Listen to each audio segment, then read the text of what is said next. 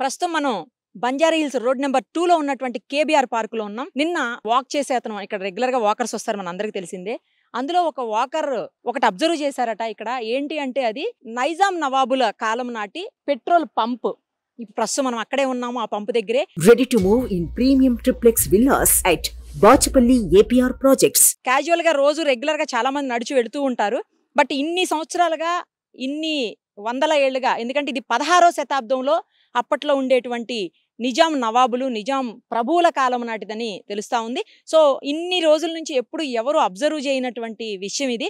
ఎందుకంటే ఇది సమ్మరు, మనకు తెలుసు, లీవ్స్ అన్ని కూడా ఫాల్ అయిపోయేటువంటి సీజన్ ఇది. సో అలా మొత్తం ట్రీస్ అన్ని కూడా ప్లాంట్స్ అన్ని డ్రై అయిపోయాయి. ఆ డ్రై అయిపోయి ఇది బయటపడిందేమో అని చెప్పాలి. చూడండి ఎంత మంచి టెక్నాలజీ, ఆ రోజుల్లోనే ఇంత గొప్ప టెక్నాలజీ. అప్పట్లో వాళ్ళకు ఉండేటువంటి వెహికల్స్కి, కార్స్ కావచ్చు, లేకపోతే ఇతరత్రా ఉండేటువంటి ఏవైతే మోటార్ వెహికల్స్ ఉంటాయో వాటికి, తర్వాత వాళ్ళ దగ్గర ఉన్నటువంటి ఇంకా రకరకాలైనటువంటి అన్ని రకాల వెహికల్స్కి కూడా ఈ బంక్ నుంచే పెట్రోల్ యూజ్ చేసేవాళ్ళు అని చెప్పేసి చెప్తా ఉన్నారు. అవన్నీ కూడా ఆర్కియాలజీ డిపార్ట్మెంటు తర్వాత తమ పరిశోధనలో కనుక్కుంటారనుకోండి, అది వేరే విషయం.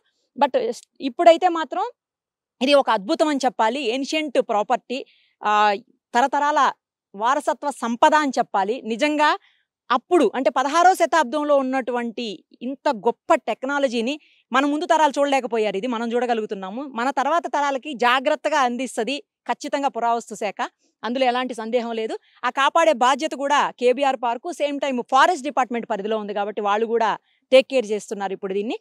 మనకు చూడండి ఒకసారి పంపులో మీటర్ కనిపిస్తుంది. ఆ మీటరు 0 దగ్గర నుంచి ఆల్మోస్ట్ 95 వరకు కనిపిస్తుంది. మరి అది పెట్రోలా లేకపోతే మేబీ పెట్రోల్ అయ్యి ఉండాలి. ఎందుకంటే పెట్రోల్ పోసేటప్పుడు 90 పాయింట్స్ 95 పాయింట్స్ అలా అనుకుంటుంది. ఇప్పుడంటే మనం లీటర్స్లో తీసుకొచ్చాం, కానీ అప్పట్లో మేబీ పాయింట్స్లు అంటే 5 పాయింట్స్ 10 పాయింట్స్ 15 20 అలా 95 వరకు ఉంది. అంటే 1 లీటర్ ఏమో మరి. మనలాగా కాదుగా, అప్పట్లో తక్కువ పెట్రోల్ అదంతా యూజ్ చేసేవాళ్ళు. ఒకసారి చూడండి ఇక్కడంతా కూడా ఒక చిన్న ట్యాంక్ లాంటిది కట్టేసి ఉంది. అక్కడ ఐరన్ ట్యాపులు కూడా పెద్దవి మనకు కనిపిస్తూ ఉన్నాయి, ఐరన్ పైపులు కూడా ఒకసారి అబ్జర్వ్ చేయండి. మేబీ ఇక్కడ స్టోర్ చేసి ఆ పెట్రోల్ని లేకపోతే ఫ్యూయల్ని ఏదైతే అది స్టోర్ చేసేసి, ఆ స్టోర్ చేసిన దాన్ని వీటిల్లోంచి తీసుకొని మేబీ వెహికల్స్లోకి యూజ్ చేసేవాళ్ళేమో. ఒకసారి అవి కూడా చూద్దాము. ఇగో చూడండి, 2 ఉన్నాయి.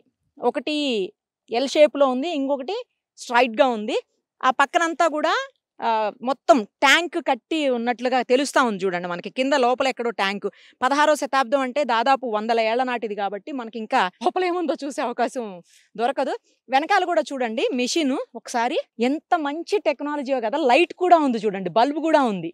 అంటే నైట్లో ఆ మీటర్ కనిపించేదానికి అనుకుంటా మేబీ. తర్వాత ఇక్కడి నుంచి దీనికి కనెక్షన్ ఉంది. అంటే ట్యాంక్ దగ్గర నుంచి ఈ పైపుల నుంచి ఇక్కడికి కూడా ఒక కనెక్షన్ కనిపిస్తూ ఉంది చూడండి మనకు.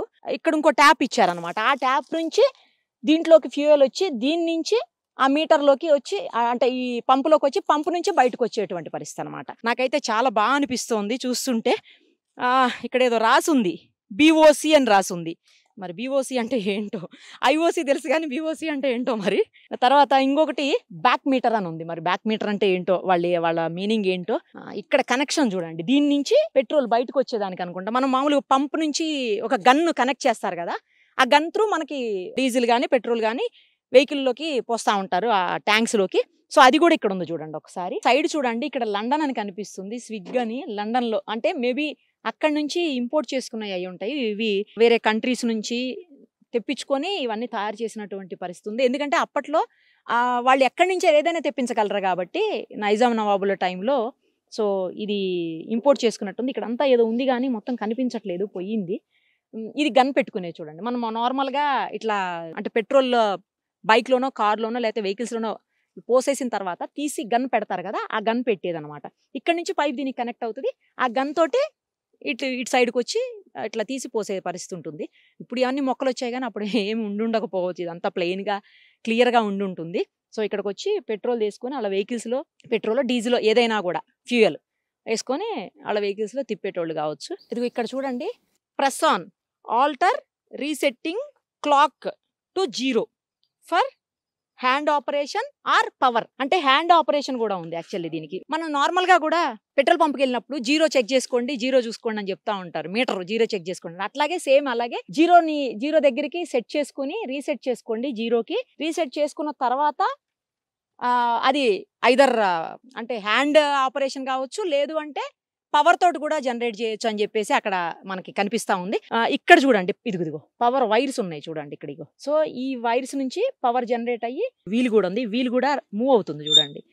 దీని నుంచి పవర్ జనరేట్ అయ్యి ఆ తర్వాత అంటే ఇది మోటార్ ఉంది ఇక్కడ, దీని నుంచి పవర్ జనరేట్ అయ్యి ఇక్కడ ఉన్నటువంటి పంపుకి, ఆ పంపు నుంచి గన్కి. సో అలా మొత్తం ఆపరేట్ అయ్యేటువంటి సిచ్యుయేషన్. అంటే ఐదర్ ఇట్లా హ్యాండ్ తోటి ఆపరేట్ చేయొచ్చు మాన్యువల్గా, లేదు అంటే పవర్తో కూడా ఆపరేట్ చేయొచ్చు అనమాట. సో అప్పట్లోనే ఎంత టెక్నాలజీ చూడండి. మన పంపులు అయితే వదిలేస్తే ఇలా పెట్రోల్ పంపులు ఒక 15-20 సంవత్సరాలకి ఏముండవు, మొత్తం స్పాయిల్ అయిపోతుంది. బట్ ఇది అలా డ్యామేజ్ కాలేదు చూడండి, ఎంత బాగుందో ఇన్ని వందల సంవత్సరాలైనా కూడా. అంటే అంత స్టాండర్డ్గా అంత క్వాలిటీ తోటి కట్టేవాళ్ళు అనమాట అప్పట్లో చూడండి. దానికి ఇదే ఉదాహరణ. ఇక్కడ మనకి ఫారెస్ట్ డిపార్ట్మెంట్ వాళ్ళు కూడా ఉన్నారు, అలాగే ఆర్కియాలజీ వాళ్ళు కూడా ఉన్నారు. ఒకసారి వాళ్ళతో కూడా మాట్లాడదాము. ఇది పెట్రోల్ పంపేనా సార్? ఇది మామూలు ఇంధనం, అంటే పెట్రోల్ డీజిల్ రెండింటి ఏదైనా కావచ్చు. కాకపోతే 16-17 శతాబ్దంలో ఆ కాలం నాటి టెక్నాలజీ పరంగా ఇలాంటి పంపులు పెట్టుకొని ఉంటారు. దాంట్లో నిర్ధారించడానికి కన్ఫామ్ గా చెప్పచ్చు మనం. పెట్రోల్ పంప్ ఒక ఇంధనం గురించి వాడుకున్నట్టుగా చెప్పుకోవచ్చు. ఎందుకంటే వాళ్ళు కింద ట్యాంక్ ఒకటి బేస్ చేసి కట్టారు కాబట్టి దాంట్లో స్టాక్ గా వాళ్ళు డీజిల్ కానీ పెట్రోల్ కానీ పోసుకొని దాని ద్వారా ఇక్కడ లిఫ్ట్ తీసుకొచ్చి మనకు వాహనాలకు సరఫరా చేయడానికి ఈ మిషన్ వాళ్ళు ఉపయోగించారు. అప్పుడు ఆ టెక్నాలజీలో అది అద్భుతమే మరి కదా అండి అసలు. కానీ పాడవకుండా భలే ఉందండి, ఎంత క్వాలిటీతో ఉంటే ఇప్పటి వరకు పాడైపోకుండా. ఆ రోజులలో నాణ్యతకు ప్రాముఖ్యత ఇచ్చేవాళ్ళు, ఈ రోజుల్లో లేదు. అదే చెప్పాలి. మీటర్ కనిపిస్తుంది సార్, మనం దాన్ని ఏమనుకోవచ్చు? మనం ఇప్పుడున్న టెక్నాలజీ ప్రకారం డిజిటల్ ప్రకారం కాబట్టి మీటర్స్. అప్పుడు 5 లీటర్లు 10 లీటర్లు అంటే పాయింట్స్ బట్టిగా వాళ్ళు వేసి పెట్టుకోవడానికి ఉపయోగించారు మేడం. అది కూడా దానికి కూడా రీజన్ కూడా అదే కావచ్చు మేడం. కానీ బాగా అనిపిస్తుంది కదండి చాలా మేడం. ఇప్పుడు కింద సేవ్ చేయాలి. ఎక్కడ వరకు ఉండి ఉండొచ్చు అండి ఇంకా ఇది? చూస్తాం మేడం, మేము కొద్దిగా మేము పరిశ్రమ చేసి కలిసి ఇది విషయాలన్నీ డైరెక్ట్ గా చెప్తాం. అదిగో చూసారు కదా, మనకి పురావస్తు శాఖ వాళ్ళు కూడా వచ్చున్నారు, ఆర్కియాలజీ వాళ్ళు కూడా చూస్తా ఉన్నారు. ఆయన అంటున్నది ఏంటంటే మేబీ ఇది లీటర్స్ ఏమో అంటున్నారు, 5 లీటర్స్ 10 లీటర్స్ 15 20 అట్లా ఉండొచ్చు అంటున్నారు. కావచ్చు. ఇదిగో 20L అని ఉంది చూడండి, ఇగో 80L అంటే 4L అని ఉంది. మరి ఏంటో 40 దగ్గర 2L అని ఉంది, 60 దగ్గర 3L అని ఉంది.